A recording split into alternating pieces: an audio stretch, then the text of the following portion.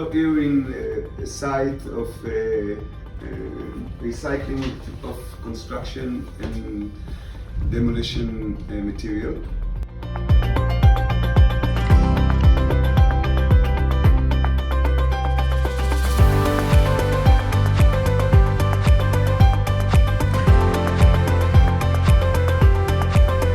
The other things that I see that is better than the normal tire, it's the smooth of the ride, because the space of the tire touching with the ground is much bigger than the space that touching the ground with normal tire. So when you're riding on the machine, even in high speed, you have a lot of bumper or everything, so you feel that the machine going much smaller.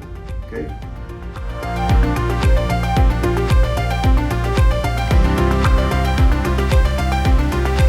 The surface of the tire that touching the ground is much bigger.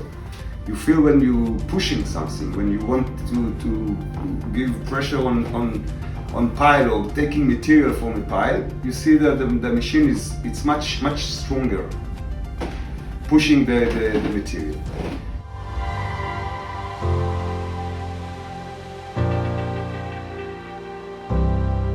And this is what I think about the tire. I think that it's very good.